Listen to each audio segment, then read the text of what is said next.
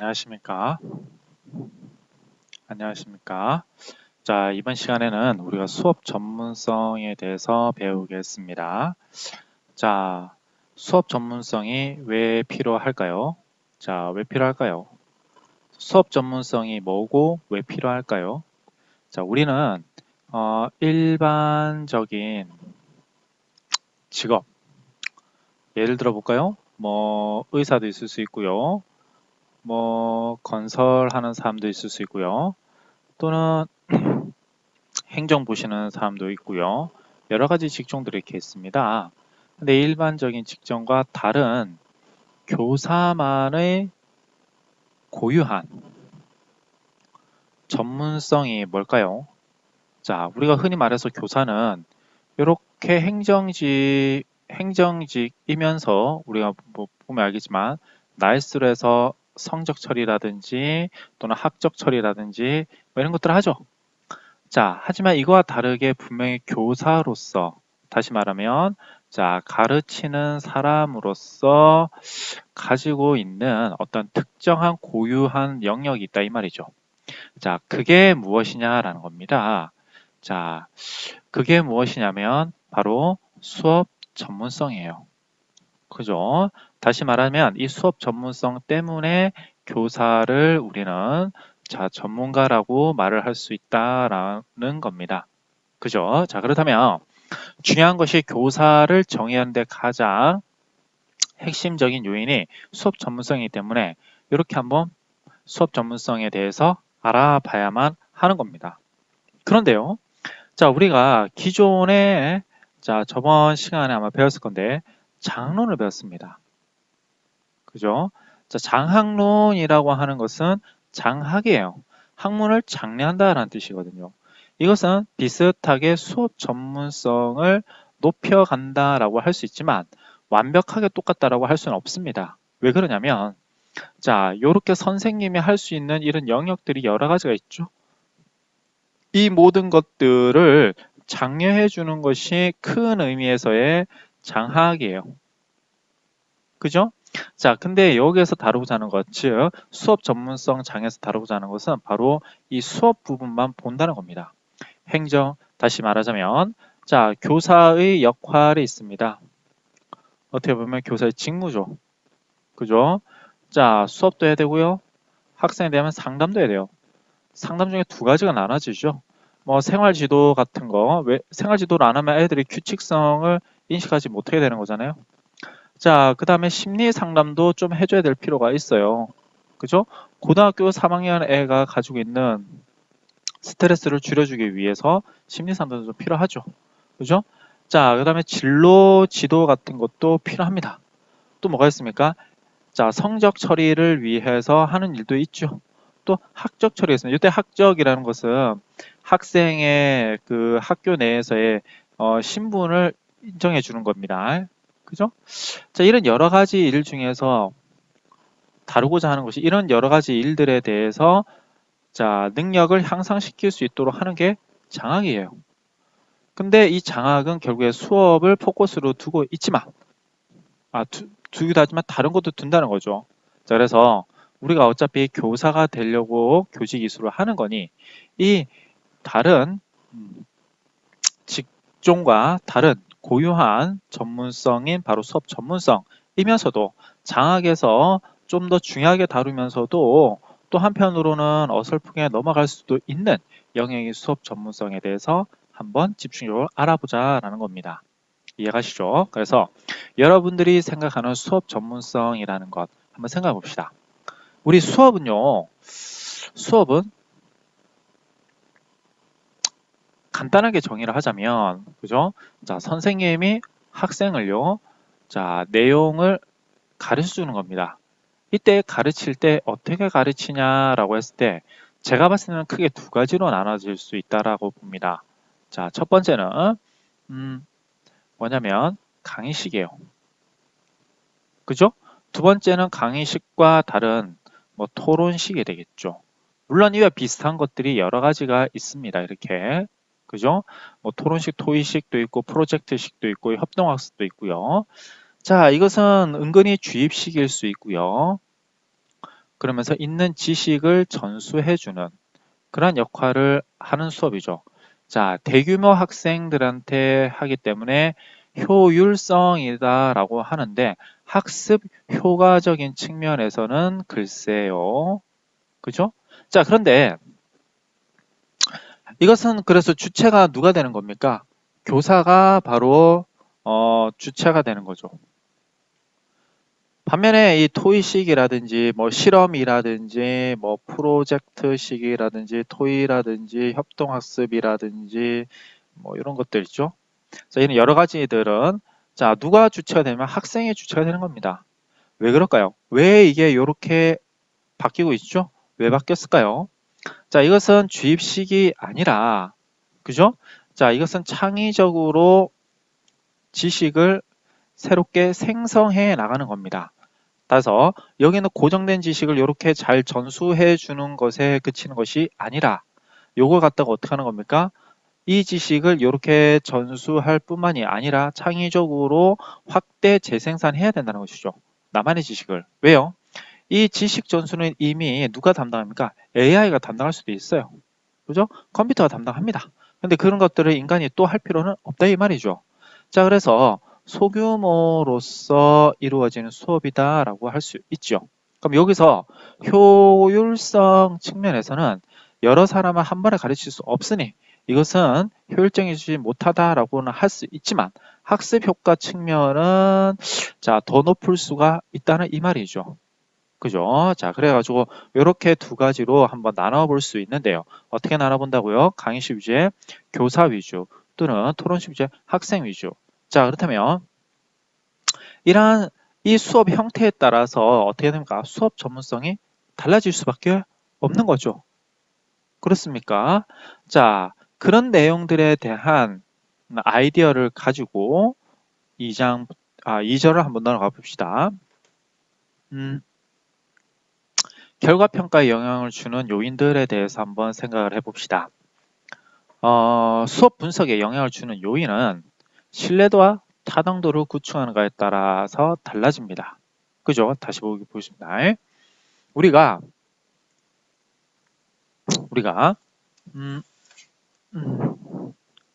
수업에 대해서 일종의 평가를 해야 됩니다. 그죠? 근데 이 평가를 하는 데 있어서 바탕이 돼야 되는 게 신뢰도와 타당도예요. 그죠? 자, 물론 이런 평가를 하기 위해서 우리가 교원, 능력, 개발, 평가도 하고 있죠. 누구한테 하고 있냐면 뭐 상사의 평가도 있겠지만 그죠?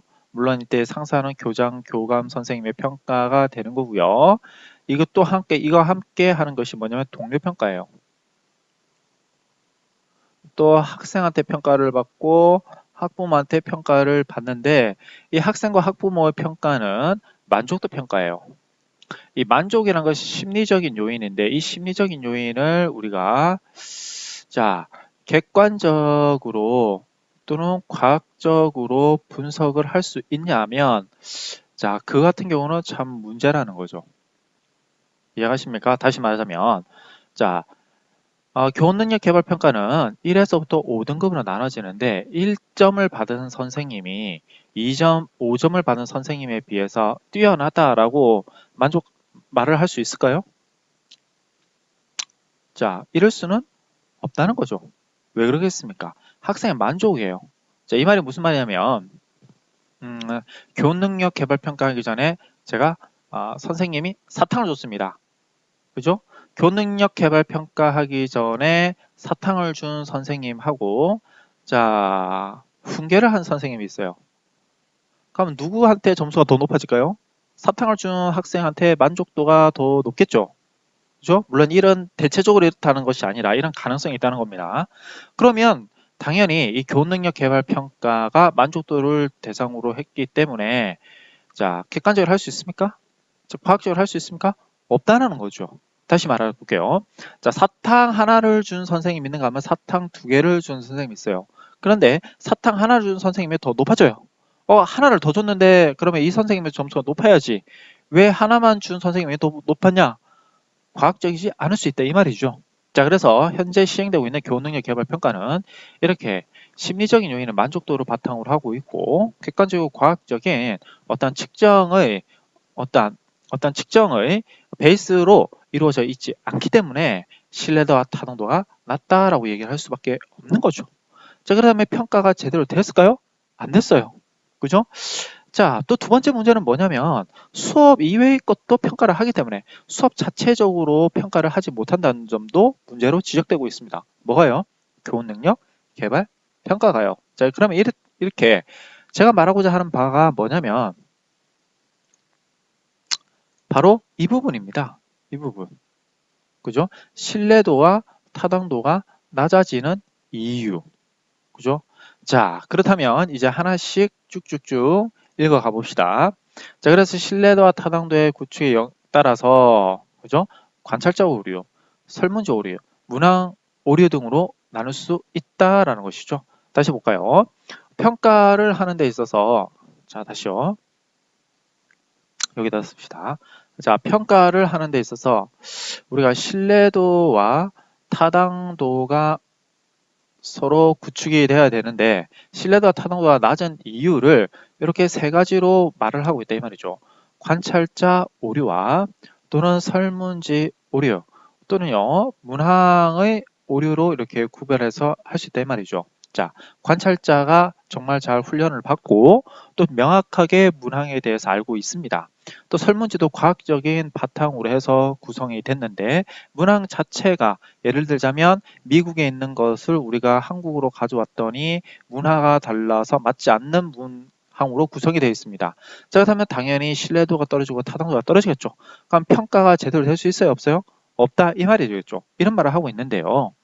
자, 그러면 신뢰도는 검사, 재검사 신뢰도. 다시 이게 뭐냐면 여러분 교육 연구 시간 때 아마 배울 수도 있는데요. 검사 A를 하고 나서요. 또 검사를 했을 때 과연 이 점수가 이렇게 뒤에 나오냐. 그죠? 자, 이런 신뢰도가 같아야 되겠죠. 그죠? 자, 동형 검사 신뢰도. 자, A와 A 다시 비슷한 걸 문제를 만들어서 했더니 여기도 90점이고 여기도 90점이 나와야 된다 이 말이 되겠죠. 근데 이거와 이 A 다시를 만드는 데 있어서는 굉장히 어렵습니다. 그죠? 자, 반분 신뢰도. A를 갖다가 2분의 1, A 2분의 1 이것이 동시에 가지고 점수가 똑같이 90점이 나와야 된다라는 말이 되겠죠. 자, 내적 합치도라는 것은 뭐냐면 A 문항을 구성하고 있는 다른 뭐 A, B, C, D 소문자가 서로 이것들을 잘 뭡니까? 대표하고 있느냐의 문항이에요. 그죠? 자, 구별할 수 있다. 검사 재검 그러면 이제 구체적으로 하나씩 갑시다. 검사 재검사 신뢰도는 동일한 사람에게 동일한 설문지를 서로 다른 시기에 그죠? 서로 다른 시기에 두 번 실시한 검사 점수와 상관계수로 알아본다. 그죠? A와 A. 그죠? 근데 이렇게 하면 무슨 문제가 일어날까요? 오류가 일어날 수밖에 없죠. 왜? 여기 있던 것들을 기억해가지고 여기에서 체크를 하니까 문제가 일어날 수 있지 않겠습니까?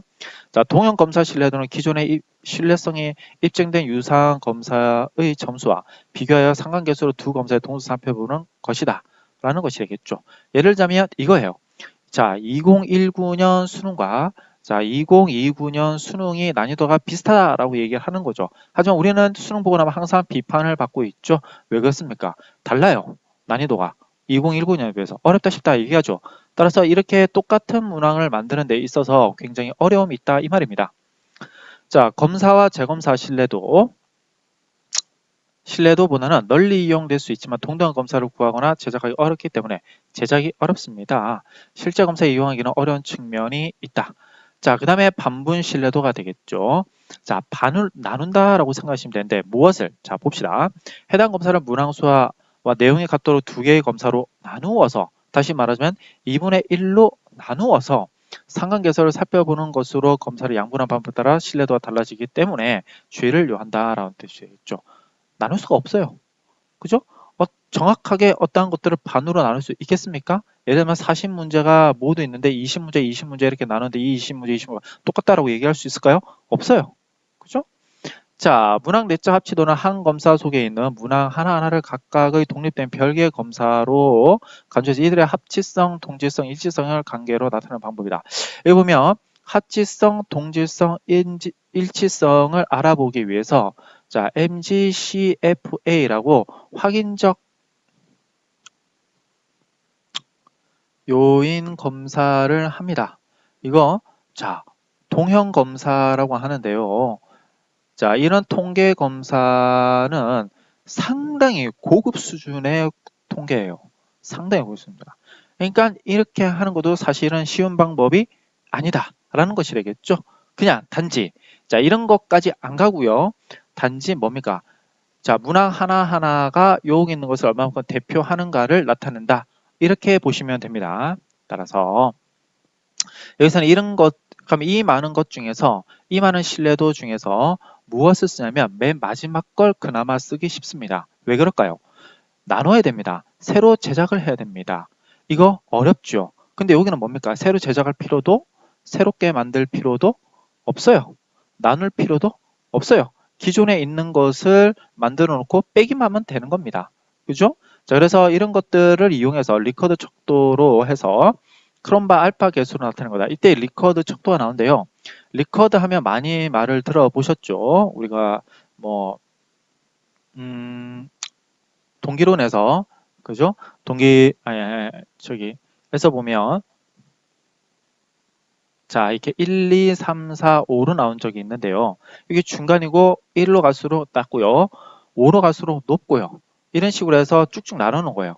자, 이것도 물론 이렇게 나눠 놓은 것은 자, 명명 척도가 아니라 연속되어 있는 어떠한 척도를 가지고 이걸 이렇게 통계적으로 분류를 해 놓은 겁니다. 1, 2, 3, 4, 5, 잠깐만요. 이렇게 하면 안 되고요.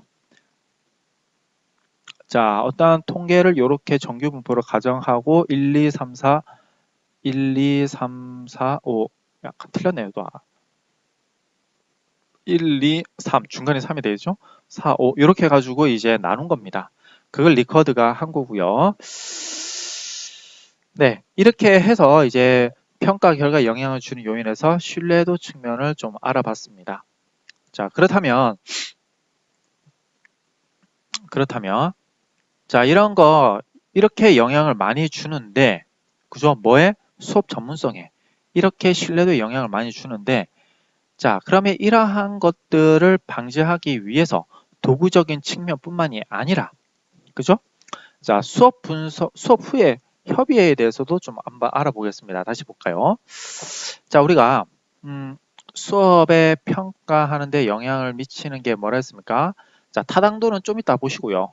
그죠? 신뢰도. 왜냐면 신뢰도가 없으면 타당도가 없기 때문에 신뢰도 먼저 보겠습니다. 자, 신뢰도에 영향을 받는 것은 자, 평가자의 오류가 있을 수 있고 도구에 오류가 있을 수 있고 문항에 오류가 있을 수 있는데 이러한 문항에 대한 오류를 자, 없애기 위해서 검사와 재검사 신뢰도가 있고 반분 신뢰도가 있고 문항 일치도가 있고 이렇게 있다 이 말이죠. 자, 이 중에서 이렇게 되는데 그럼 평가자 오류를 제거하기 위해서는 뭐가 필요하냐? 자, 수업 후 협의회가 필요하다 이 말이 되겠죠. 다시 이 말이 무슨 말이냐면 어떤 수업이 있는데 수업 전과 후 이렇게 나눠질 수 있죠. 자, 전과 후가 나오는데 전 협의회가 있을 수 있고요. 후 협의회가 있을 수 있어요. 그죠? 우리 장론 시간 때 아마 배웠거나 배워야 하는 건데요. 자, 전에는 어떤 수업을 대상으로 어떤 점이 문제가 있는지 수업자와 바로 평가자 사이에 협의를 해가지고 그것만 봐야 된다라는 것이 되겠죠. 자, 그리고 나서 이게 그리고 언제 어디에서 하는지 그리고 학생 특성은 어떤 건지에 대해서도 정보를 알아야 되겠죠. 전에. 그리고 수업을 했습니다. 그리고 나서 나타났던 어떤 문제점이라든지 토론거리들에 대해서 의견을 나누는 게 바로 수업 후 협의예요. 이렇게 하는 이유는 바로 평가자 오류를 좀 더 줄이기 위해서 그런 거죠. 왜 그렇습니까? 수업 후 협의회를 한 다음에 이것이 나중에 또 다른 수업에 있어서의 일종의 자료가 되기 때문에 그런 거죠. 다시 말하면 일종의 피드백이 되기 때문에 그런 겁니다. 따라서 수업 후 협의회도 한번 알아볼 필요가 있는 거죠. 왜요? 신뢰도를 올리기 위해서요. 자, 그러면 여기 볼까요? 수업 후 협의회는 수업 교사와 관찰자의 수업 관찰 결과에 대해서 논의하는 자리로서 수업 개선 방안을 규정하는 목적을 가지고 있다. 구체적으로 협의회를 통해 객관적인 관찰 자료를 사용하여 객관적인 관찰 자료를 사용해야 되겠죠? 자, 교사에게 피드백을 제공하기, 교사의 반성적 의견과 느낌 유도하기, 대안적인 수업 기법과 그 이유를 제시하도록 교사를 격려하기, 교사에게 연습과 비유 기회를 제공하기 등의 활동으로 행해진다라고 되어 있습니다. 이런 내용들을 이제 언제 하더라? 바로 수업 후 협의 활동에서 한다. 이 말이 되겠죠. 자, 그러면 교사의 수업에 대한 평가, 오류가 통제되었을 때, 다시 봐요. 평가, 오류가 이런 것들이 통제되고 이런 것들이 통제되었을 때 관찰자, 수업 교사와 관찰자 사이의 수업 후 협의에는 몇 가지에 따라야 할 규범이 있다. 천호성 교수님께서 얘기하신 게 뭐냐면, 자, 수업 분석을 8단계로 제시했는데, 자, 봅시다. 그에 따르면 특성을 분류하다라는 것이죠.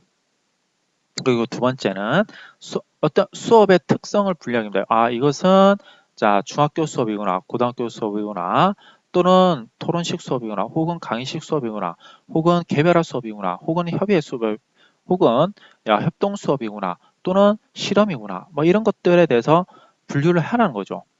자, 그 다음에 수업에 드러난 좋은 점에 대해 먼저 이야기를 해라 라는 말이 되겠고, 수업과 관련된 의문스러운 점에 대해서 질문을 또 하고, 수업에서 논의하고 싶은 점이나 주제에 대해서 제안도 해보면서 수업에 보완해야 될 점에서 조언도 하고, 학생들의 반응, 행동, 발언에 대해서 이야기를 하면서 개선 사항을 정리하고 이에 대해서 실행을 하라 이 말이 되겠죠. 다음 수업에 자신을 반영하도록. 다시요. 여기서 말하고자 하는 것은 수업 후 분석 단계를 이렇게 하라는 겁니다. 마지막에 뭐로 돼 있죠? 자신의 수업에 반영을 하라고 되어 있어요. 다시요. 수업 활동을 하고 나서 이것을 다시 이렇게 피드백을 하라면 여기서는 반영이라고 얘기할 수 있겠네요. 하라 이 말이 되겠죠. 자, 이렇게 함으로써 뭐가 되더라? 평가자의 오류를 더 줄일 수 있더라. 이렇게 줄임으로 해서 누구한테 도움이 되는 걸까요, 여러분들? 자, 수업 교사한테 도움이 되는 거죠. 수업 교사한테 도움이 되는 겁니다. 좋아요. 자, 이런 내용들은 조금 지워놓고 한번 시작을 해볼까요?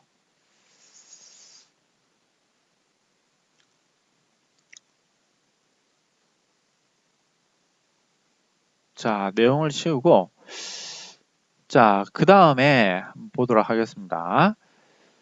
자, 좀 내려가면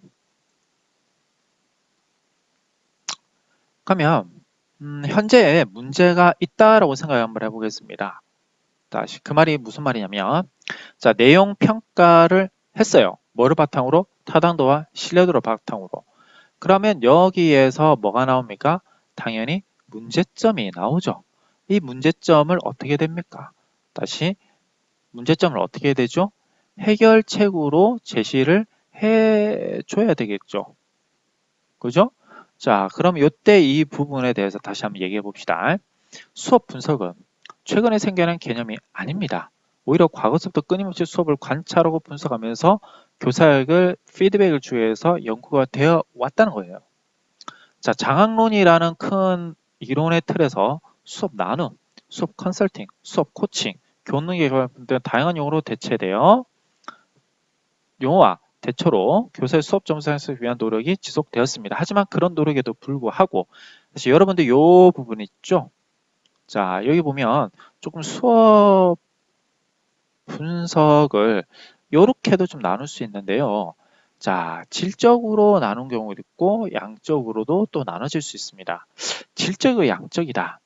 자, 가장 큰 차이점이 뭘까요? 한번 생각해 볼 필요가 있습니다. 자, 보시면 질적, 양적부터 우선 알려드릴게요. 여러분들 양적은 많이 해보셨는데요. 설문지로 작성하는 겁니다. 설문지에 작성해 보면 수량화가 되어 있어요. 뭐가 수량화가 되어 있냐면 보통 리커드 척도를 사용하는데요. 자, 1에서부터 5까지. 그래서 낮은 것부터 해서 높은 것으로 이렇게 체크를 하시오라 가지고 점수를 내는 겁니다. 물론 우리가 나중에 이거 양적 연구와 질적 수업 분석, 양적과 질적으로 된 수업 분석을 아마 배울 거예요. 그죠? 자, 그러면 질적은 뭐냐? 수업 나눔의 형태인데요. 가장 대표적으로 있는 것이 상담입니다. 상담.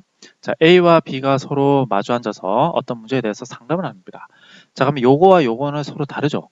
자, 수업 나눔은 일반적으로 공감을 바탕으로 해서 감화를 일으켜 자기 스스로를 반성하게 만드는 단계를 거친 데 반해서 이 설문지는 관찰하고 나서 그 관찰에 대해서 협의회를 하고 나서 잘된 것 잘못된 점에 대해서 평가가 이루어지게 되는 겁니다.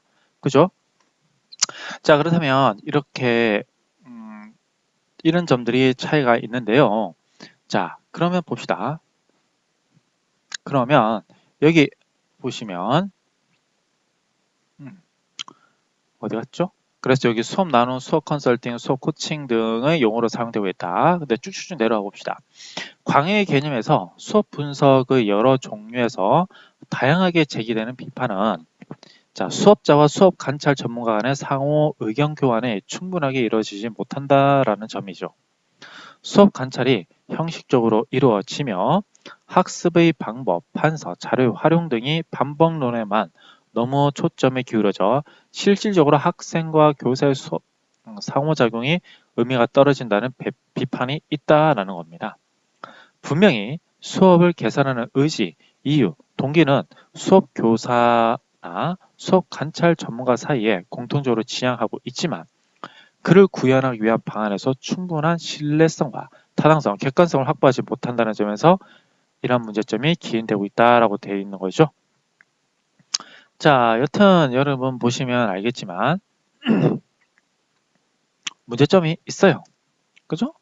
자, 여튼 이러한 문제점을 보완하기 위하여 자, 이때 문제점은 뭐랍니까? 수업 교사와 관찰점 사이 공통적으로 지향하고는 바가 있지만 충분히 그 도구에 있어서의 신뢰성과 타당성, 객관성을 확보하고 있지 못하다라는 뜻이 되겠죠. 자, 그래서 이런 문제점에 대해서 자, 많은 노력이 있었던 것입니다. 자, 어떤 노력이 있었냐면 과정안을 교사와 수업 관찰자와 협의할 수 있는 충분한 기회와 시간을 갖도록 하는 방안을 강구하였고 의도했던 수업 내용과 실현된 수업 내용 사이의 체계적인 분석으로 수업 안의 일반화 경향성을 벗어나기 등이 이러한 노력의 한 형태일 것이다 라는 것이죠. 하지만 그죠? 수업 분석 결과를 유의미하게 수업 교사에게 활용하도록 하는 방안은 무엇보다 수업 분석이 신뢰롭고 객관적으로 이루어져야 한다는 것이다. 자, 수업만 하기에도 바쁜 수업 교사에게 수업 분석을 위한 업무를 더 부과하는 것이 아니라 수업 관찰 전문가의 수업 관찰 전문성을 향상시켜야 하고 이와 더불어 수업 관찰 도구의 신뢰성과 타당성 기반으로 지향점을 정확하게 제시하는 시스템이 구축돼야 하는 것이다. 등등 이렇게 나와 있는 것입니다. 다시 여기 말씀을 드리자면 그죠? 수업 교사에게 부담을 자, 이게 줄여볼게요. 여기서 말하고자 하는 바는 뭐가 되는 겁니까? 그러니까 수업 교사에게 뭐예요? 자, 수업을 관찰하고 수업을 분석하는 데 있어서 자, 부담을 줘라는 거예요? 주지 말라는 거예요? 부담을 주지 말라는 것이 되겠죠. 그죠? 그러기 위해서는 어떻게 보면 질적으로 관찰하나 또는 양적으로 평가하나 상관이 없다는 겁니다.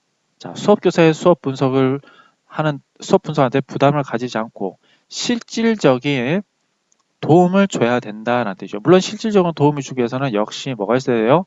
자, 신뢰도와 타당도가 구축이 돼야 되겠죠? 어디에서요? 자, 문항에 대한 신뢰도와 타당도, 관찰자에 대한 그죠? 신뢰도와 타당도, 또 자, 아까 말했던 평가에 대한 신뢰도와 타당도 이런 것들에 대한 내용을 바탕으로 해서 실질적으로 도움이 돼야 된다라는 겁니다. 자, 이제 또 계속 한번 가보죠. 자, 수업 전문성의 필요성 및 목적이라고 나오죠. 자, 그러면 수업 전문성의 필요성 및 목적은 무엇이 있을까요? 앞에 했던 내용들을 아마 떠올리시면 될 것입니다. 자, 그러다면 여기서 넘어갑시다. 수업 전문성가 좋은 수업. 자, 여러분들이 봅시다. 결국에는 다시 봐요. 어떤 문항에라든지 또는 관찰자라든지 자, 다시요.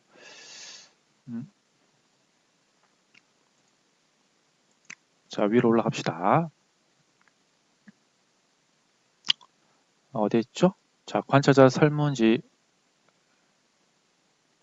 자, 보시면 뭐 설문지 여기 있는 오류가 없이 자, 신뢰도와 타당도를 바탕으로 자, 수업 평가가 이루어지는데 이 수업 평가가 하기 위해서는 수업에 대한 분석이 있어야 되고 수업 분석을 하기 위해서는 수업 뭐가 있어야 돼요?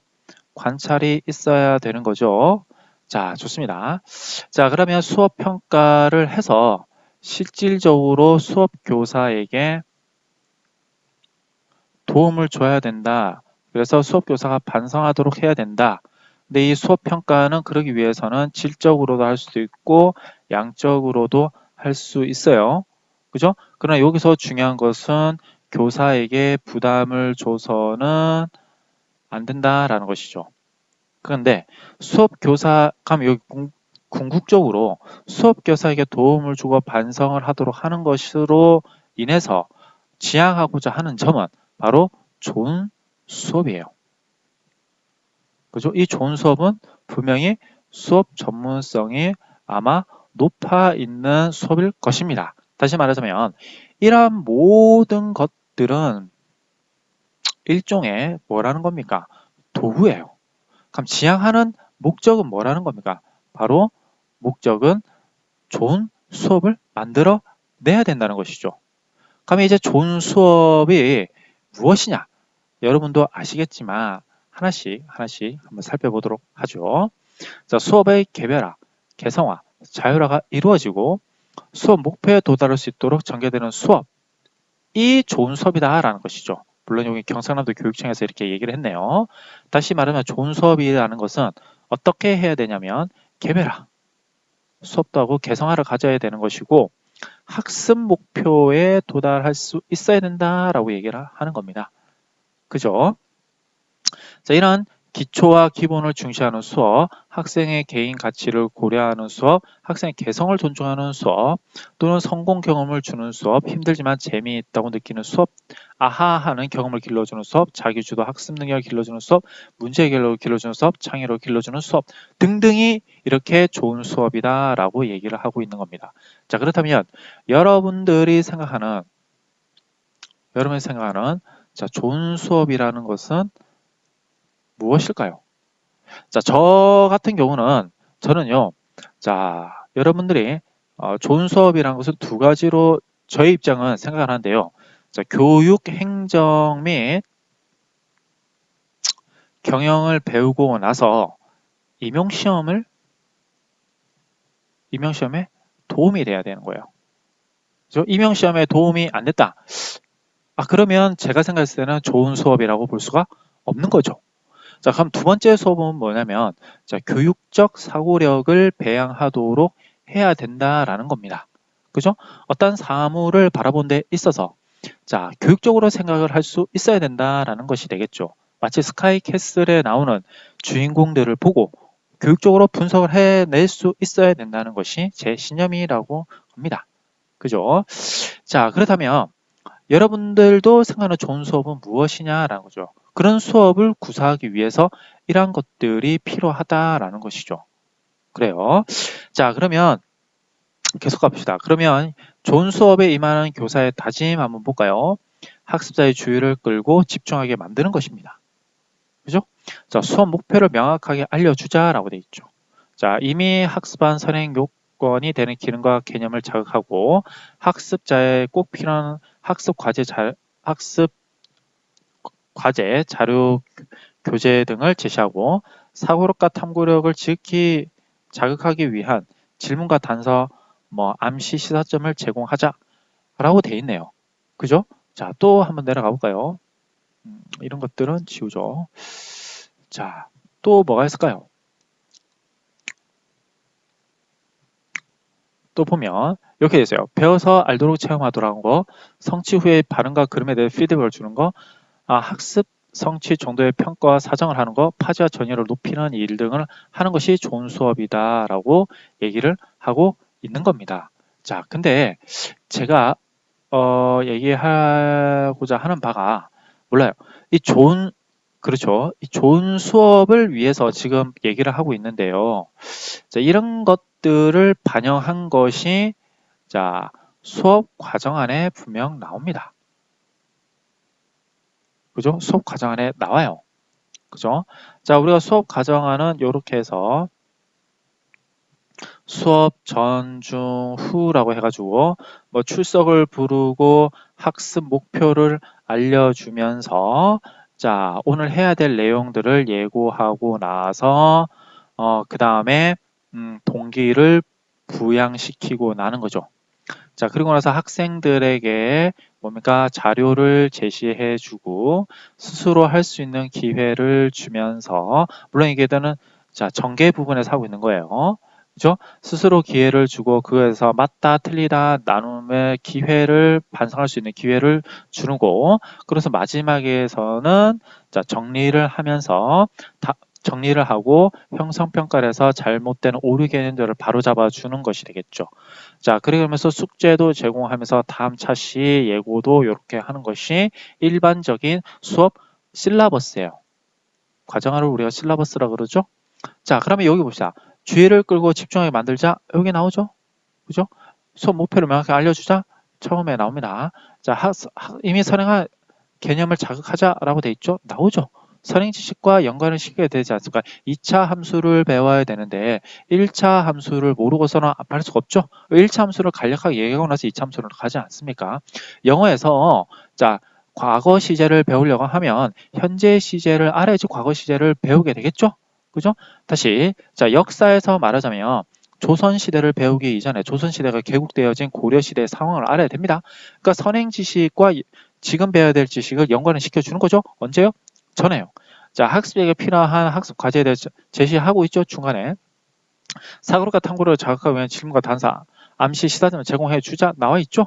배워서 알도록 체험하도록 하죠. 그러니까 여기 스스로 기회를 부여하도록 하기 위해서 뭐 토론 학습도 쓰기도 하고요. 실험하기도 하고요. 이런 협동 학습을 하기도 하고요. 이런 협동 학습 중에 하나가 또 뭐라고 할 수 있습니까? 하브루타 같은 거 들어보셨나요? 그죠? 서로만의 묻고 답하는 걸로 그죠? 하는 거죠. 자, 뭐 그런 것들이 나옵니다. 그래서 성취균형 발음과 기준에 대해 피드백을 주자 형성평가 이렇게 되어 있죠. 학습 성도의 평가 사정을 하자 형성평가에서 충분히 하고 있습니다. 파자 전을 높이는 일을 하기 위해서 이런 내용들에 대한 전반적인 설계를 하게 만드는 거죠.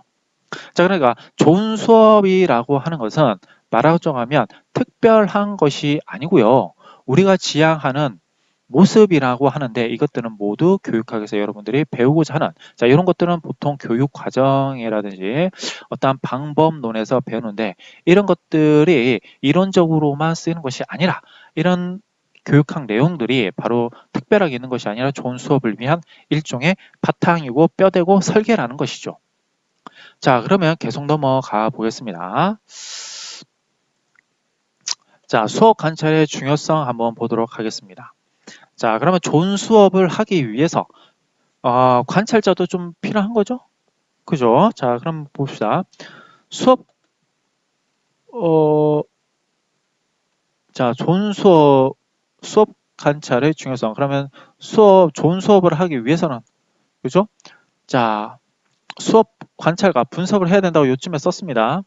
자, 교실 수업을 관찰하고 연구하는 일은 대단히 중요하다. 공식적으로 계획되고 채택된 교육과정상의 목표나 내용이 최종적으로 해석되고 시행되는 국면이 교실 수업이기 때문이다. 교사에 의해 수업 속에서 구체적으로 시행된 전개된 교육과정과 아동 개개인에 나타난 교육적 결과로서 실현된 교육과정은 수업 현상을 떠나서 이해하기 어렵다. 이런 교실 수업에 두처하는 교실을 깊이 있게 돌아보지 않는다.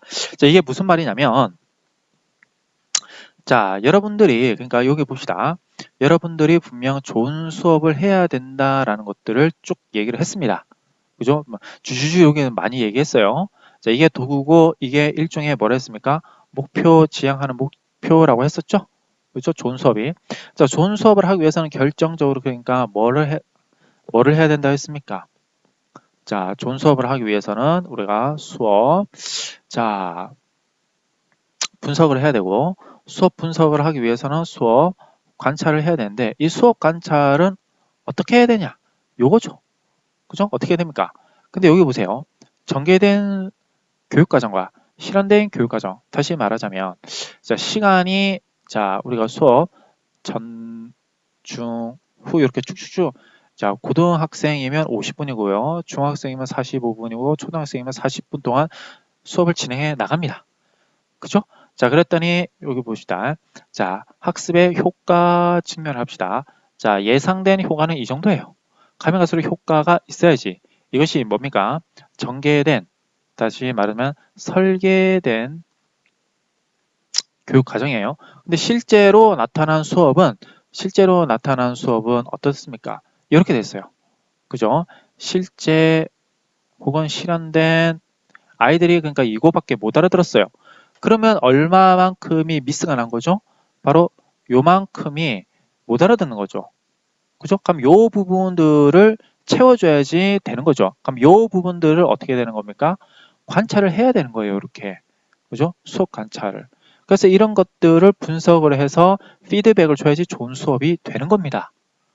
이해 가시죠, 여러분들? 그래요. 어려운 거 아니에요. 자, 그러면 계속 한번 가보겠습니다. 그래서 자, 수업 관찰의 그러면 목적이 뭐냐? 수업 관찰은 그러면 왜 해야 되냐? 수업 관찰의 목적은 교사의 장점과 개선이 필요한 영역, 보세요. 장점과 개선이 필요한 영역을 진단하고 학습 곤란의 사항을 발견하며 객관적 자료를 수집하는 데 두어야 한다. 수업 관찰을 통해서 얻어진 자료는 수업 목표를 보다 효율적으로 성취할 수 있도록 환경을 조성하는 기초 자료가 된다. 그렇죠. 부족된 부분을 채워줘야 되니까 수업 관찰을 해야 되는 겁니다. 그럼 수업 관찰을 어떻게 해야 되냐? 그죠? 부족한 부분을 채우기 위해서 수업 관찰이 필요한데, 그죠? 자, 분명히 이것이 수업 관찰이 필요한 이유라고 했어요. 자, 그럼 어떻게 해야 되냐? 자, 어떻게 해야 되느냐? 자, how to, 자, observer, 자, observer,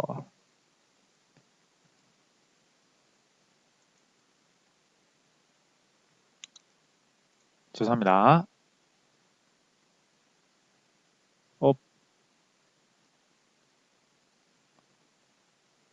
아니죠. observer the class, 수업을 어떻게 observer, 관찰하느냐. 저는 철자가 잘 생각이 안 났네요. 자, 그럼 어떻게 되냐? 수업 관찰의 범위와 내용을 분명히 해야 된다.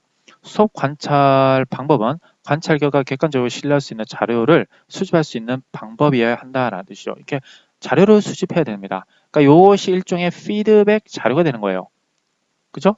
자, 수업 관찰 결과를 객관적이고 과학적인 방법으로 기록하고 해석할 수 있는 관찰 방법과 도구를 선정해야만 합니다. 자, 그러니까 이것이 어떻게 보면 수업 나눔하고는 조금 맞지가 않는 거죠. 다시 말하면 이것이 질적 방법인데 질적 방법으로는 수업 관찰을 하는데 요 말에 의하자면 자, 맞지가 않다 이 말이죠. 그죠? 근데 그렇지도 않아요, 사실은. 수업 관찰 결과는 수업자에게 확인되고 스스로에게 수업 행동을 교정도 해야 되고요. 한 가지 수업 관찰 방법으로 수업 전체에 관한 평가를 하는 것은 한 가지 방법으로 하기에는 조금 애매하다라는 뜻이죠. 자, 이게 무슨 말이냐면 자, 이렇게 교실이 있고요. 수업 관찰 전문가들이 이렇게 있습니다. 그리고선 이렇게 교탁이 있으면 칠판에서 선생님 수업을 하죠. 아니면 어떤 부분은 목소리에, 어떤 부분은 학생과의 상호작용에, 어떤 부분은 교환을 정말 과정 안에 따라서 실질적으로 잘 하는지, 어떤 사람은 발문 같은 걸 잘 하는지, 이런 식으로 나누어서 분석을 해서 종합적으로 그 사람에 대한 수업 교사에 대한 평가를 하라는 거죠. 그죠? 종합적 관찰을 통해서 평가를 해야 된다 이 말입니다. 자, 수업 관찰 방법 실용적 목적에 부합되어야 한다라는 뜻이죠. 실용적 목적이라는 것은 실질적으로 뭡니까? 효과를 가져와서 이렇게 채워줘야 된다 이 말이 되는 겁니다. 이해가십니까? 자, 그러면 이렇게 수업 관찰을 하는 데 있어서 나타나는 문제점 등이 상당히 많습니다. 그죠? 자, 가장 대표적인 우리가 생각할 수 있을 때 수업 관찰을 하는 데 있어서 자, 느낄 수 있는 생각해 볼 수 있는 가장 흔한 어려움은 뭘까요? 자, 수업 교사들이 뭐 하는 겁니까? 두려워하는 거죠. 두려워하는 겁니다. 자, 그 내용들이 있는지 한번 봅시다. 수업 관찰의 유의점 보도록 하죠. 자, 여기 보시면 그래요. 이번에는 색깔을 그래, 이걸로 합시다. 자, 수업 관찰은 사전에 준비된 계획에 따라 합리적으로 된다. 사전에 준비된 계획이 뭐냐면 사전 협의 때 자, 언제 어디서 무엇을 누구를 대상으로 하겠다라는 말들이 있죠. 자, 그러면서 문제점이 뭔데 이거 좀 잘 봐주세요 라고 사전 협의를 합니다. 이 내용을 벗어나가지고 엉뚱한 것들을 관찰함으로써 엉뚱한 것들에 대해서 피드백을 주면 기분이 나쁘겠죠. 수업교사가. 자, 객관적이고 사실적인 태도로 관찰해야 된다. 나한테 잘해주니까 좀 더 점수를 잘 줘야지. 이렇게 하면 안 된다는 거예요. 수업 관찰은 수업 분위기에 영향을 주는 언행을 해서는 안 되고요. 관찰자는 수업에 냉정한 자세로 관찰해야지 수업자나 학습자 입장에서 수업 상황에 몰입해서는 안 된다. 가끔 보다 보면 수업에 있어서 관찰을 하면서 여기서 선생님이 물어보면 오히려 이 사람이 관찰자가 대답을 하는 경우가 있습니다. 이러면 안 된다는 것이죠. 제3자 입장으로 떠나 있어야 된다는 겁니다. 그죠? 수업교사, 그 다음에 1차로 수업교사, 이 상대방인 학생과의 상호작용을 이 제3자가 관찰하는 것 뿐이지 제3자가 이 수업 환경에 개입을 해서는 안 된다는 것이죠. 자, 한 사람보다 몇 사람이 역할 분담을 기록한 것이 좋다라고 되어 있죠. 근데 이것이 사실은 가지고 있는 한계가 있습니다. 그죠? 물론 여러분들 임용고사 볼 때는 5분에 자, 혹은 6분 정도 됩니다. 자, 영어 같은 거는 6분 정도 되죠. 자, 이렇게 해가지고 뭐 합니까? 자, 모의 수업에 대해서 평가를 하게 되는데 좀 역할을 나누는 경우도 있다고 하더라고요. 자, 그러나 현장에 있어서는 이렇게 한 사람이서 하나만 이렇게 관찰을 하는 경우는 쉽지 않습니다. 왜냐하면 비용적인 문제가 있지요. 그죠? 자, 정해져 있는 시간 내에 모든 것들을 여러 사람이 모여서 하기에는 좀 어려운 점이 있습니다. 자, 수업 관찰의 준거 한번 보겠습니다. 그래서 수업 담당자는 어떻게 해야 되느냐? 자, 주죠.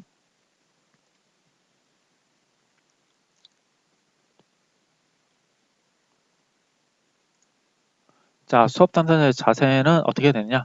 자, 개선한다는 신념이 있어야 되고요.